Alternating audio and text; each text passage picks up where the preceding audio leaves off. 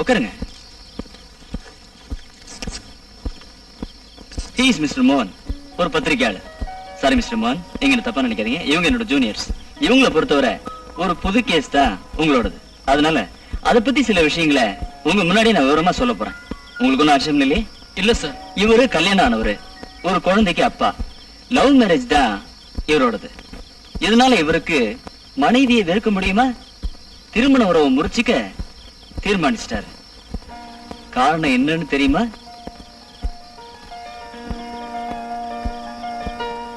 ஒரு பத்திரிக்கைக்காரனான இவருக்கு விருப்பம் இல்லாம அந்த பொண்ணை கட்டி வச்சிருப்பாங்கன்னு நினைக்கிறேன். அதனால இவருக்கு அந்த பொண்ணு மேல விருப்பம் இல்லாம போயிடுச்சு. நோ. இவரோட நடத்தையில இவருக்கு மனைவிக்கு சந்தேகம் வந்திருக்கும். அதான் இருக்கும். நோ. ஒருவேளை மனைவியோட நடத்தையில இவருக்கு சந்தேகம் வந்திருக்கும். நோ. இது மாதிரியான சந்தேகத்தை தீர்க்க இவர் மனைவியை கேட்டு சண்டை போட்டிருக்கலாம். எப்படியோ இவருக்கு தாம்பத்திய சுகம் மனைவி கிட்ட கிடைக்கல. இல்ல மோகன்? ஆமா சார். மிஸ்டர் மோகன், ஒரு பெண்ணுக்கு பிரசவமானா சாதாரணமா மனசுலேயும் உடம்புலேயும் சில மாற்றங்கள் ஏற்படும். பிரசவத்துக்கு முன்னாடி கிடைச்ச சுகம் பின்னாடி கிடைக்கல. நீங்க பிரசவமாகி குறைஞ்சது 1 வருஷம் ஆகும் ஒரு பெண்ணோட உடல் பழைய நிலை அடையறதுக்கு. பிரசவமாயி 3 மாசத்துல நீங்க தாம்பத்திய உறவுல ஈடுபட்டப்போ பழைய சுகம் கிடைக்கல. நீங்க உண்மையில பிரசவத்தினால அப்படி ஏற்படாது. அப்படியா? இந்த காரணத்தினால நீங்க மனைவியை வேண்டாம்னு சொன்னா உலகத்துல பிரசவிச்ச எல்லா பெண்களையும் அவங்களோட கணவன்மார் வேண்டாம்னு சொல்லுவாங்க.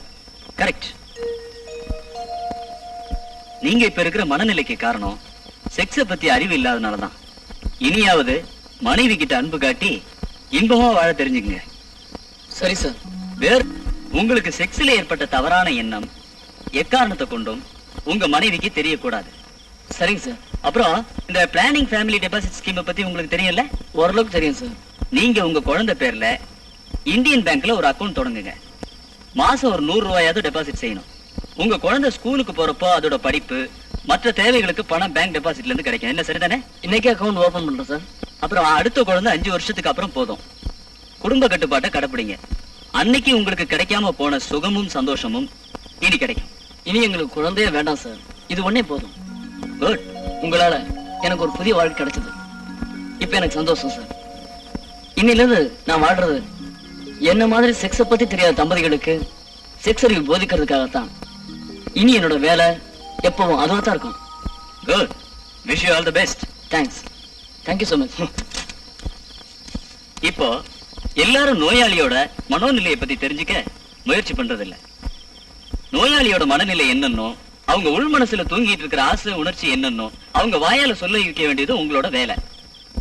அப்பதான் சரியான சிகிச்சை கொடுக்க முடியும். உங்க பார்வையில தெரியற நோய் அறிகுறிகளை வச்சு சிகிச்சை கொடுத்தா நோயாளிக்கு பலன் கிடைக்காது. சொல்றது புரியுதுல? Yes sir. Then okay. என்னம்மா இது தூக்கம்? இப்ப என் பாரம் எல்லாம் தீர்ந்து போச்சு. ரொம்ப சந்தோஷமா இருக்கு. மேரி, இது உங்க அத்தை செத்து போனப்ப என்கிட்ட கொடுத்தது. இது உனக்கு தாமா சொந்தம், வச்சுக்கமா.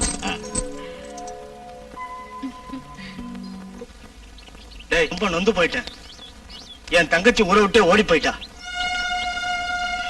அவ கர்ப்பமானதுனால இனி என்ன செய்யலாம்? நான் தற்சமயம் ஊரை விட்டு ஓட போறேன். யாரோட மூஞ்சிய பாக்குறதுக்கு எனக்கு துணிச்சல் இல்ல. டேய், நீ என்ன தெரியாம விட்டுட்டு போனா ஊர்க்காரங்க என் எலும்பை எண்ணிடுவாங்கடா. நானும் கூட வரேன். இப்பவாவது உங்களுக்கு புரியுதா? அவன் செய்த அநியாயத்துக்கு பலனை அவன் தான் அனுபவிக்கணும். இனிமேலாவது நியாயமா நல்லவன வாழ கத்துக்கங்க.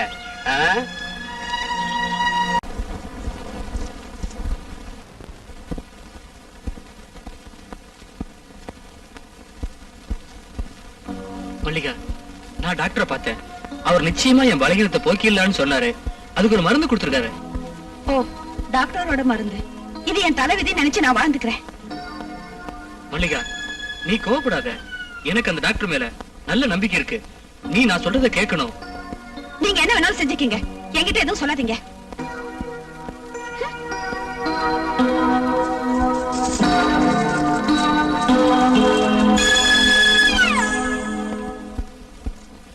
என் ஐடியா எல்லாம் தப்பா போயிடுச்சு. இனி எந்த மருந்து சாப்பிட்டாலும் என் நோய் குணமாகாது. நீங்க ஏன் இப்படி பேசுறீங்க? கவலைப்படாம நிம்மதியா இருங்க. நோய் குணமாயிடும். இனி என்னத்தை கொடுத்து மருந்த வாங்குறது? தயவு செஞ்சு கவலைப்படாம தைரியமா இருங்க. மருந்தெல்லாம் நான் வாங்கி தரேன்.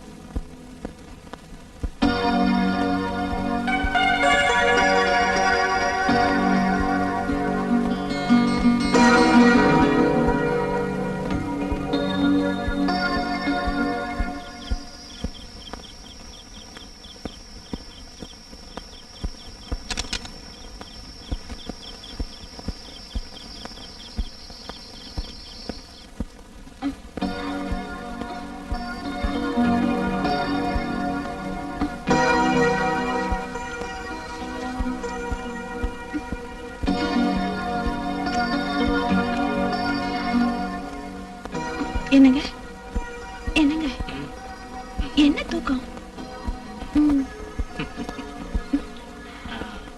நான் ஒரு முடிவு பண்ணிட்டேங்க. நாம 2 பேரும் அந்த டாக்டர் போய் பார்க்கலாம். இப்போ உனக்கு அந்த டாக்டர் மேல நம்பிக்கை வந்துருச்சா?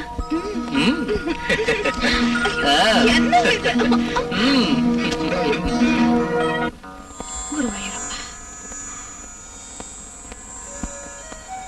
மூகாம்பிகை அம்மா என் வேண்டுதலை நிறைவேத்திட்டா. நீங்களும் நானும் சண்டை போட்டுட்டு இருந்தப்போ உங்களுக்காக நான் எல்லா கோயில்லையும் போய் வேண்டிக்கிட்டேன். அதனாலதான் நான் டாக்டரை போய் பார்த்தேன். எப்படியோ நமக்கு நல்லது நடந்துச்சு. கோயிலுக்கு போயிட்டு டாக்டர் பார்க்கலாம். ஓகே, போலாம்.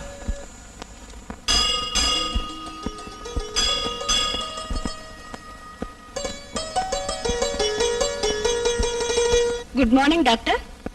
Good morning. 2 பேரும் வந்திருக்கீங்களே, ஏதாவது விசேஷமா? டாக்டர், நரகமா இருந்த எங்களோட வாழ்க்கைய சொர்க்கமாக்கிய உங்களுக்கு நன்றி சொல்லிட்டு போலான்னு வந்தோம். சார், இதை வாங்கிக்கிங்க. சாரி மிஸ்டர் ராஜா, எனக்கு தேவையான அளவு சொத்து இருக்கு. நான் யார்கிட்டயும் எதையும் வாங்குறது இல்ல. உங்களுக்கு விருப்பம் இருந்தா ப்ரீஸ் சேரிட்டி ஸ்கீம்ல டெபாசிட் பண்ணுங்க. ஏழை நோயாளிகளுக்கு அது போய் சேரும். சந்தோஷமா செய்யறோம் டாக்டர். நீங்க இப்ப செக்ஸ பத்தி எல்லா விவரமும் தெரிஞ்சுட்டு இருப்பீங்க. உங்களை மாதிரி தம்பதிகளுக்கு குடும்ப கட்டுப்பாடு முறை எளிதானது. நிறைய குழந்தைகள் பெற்றுக்காதீங்க. குழந்தைகள் 2 போதும். கொஞ்ச காலம் துன்பப்பட்டோம் டாக்டர். இனி கொஞ்ச காலம் சந்தோஷமா வாழ்ந்த பின்னாடிதான் குழந்தைகளை பத்தி சிந்திக்க போறோம். அப்போ நாங்க வரோம். Okay, all the best. வரேன்.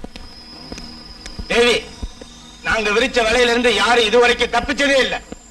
எப்போ எதுக்கு நீங்க தொந்தரவு பண்றீங்க? நீங்க தப்பா பேசுறதுனால எங்க அம்மா தற்கொலை பண்ணிட்டாங்க. எங்க அம்மா கொன்னது நீங்கதான். எங்களோட ஆசையை தீர்த்திருந்தா எதுவுமே நடந்திருக்காது. என்னடா, உங்களுக்கு அக்கா தங்கச்சியே இல்லையா? உங்களை தெய்வம் சும்மா விடாது. இவளும் இவ தெய்வமும்.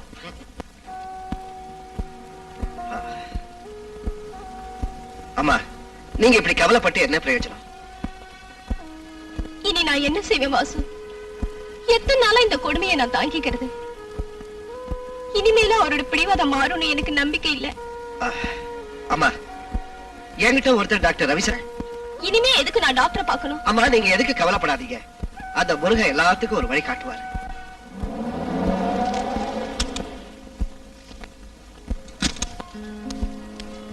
யாரு? மல்லிகாவா? இங்க வர்றதுக்கு இப்பதான் வழி தெரிஞ்சதா? உட்காரு. நேரம் கிடைக்கல, அதனால வரல. நீ ஆளு ரொம்ப மாறி போயிட்டியே. என்ன, ஏதாவது விசேஷம் இருக்கா? அத பத்தி இன்னும் நினைச்சு கூட பாக்கல. ஒரு டாக்டர் எங்களை காப்பாத்தினாரு. நாங்க இப்ப ரொம்ப சந்தோஷமா இருக்கோம். யார் அந்த டாக்டர்? நான் அவரை பாக்கணுமே. வா, காபி சாப்பிட்டு பேசலாம்.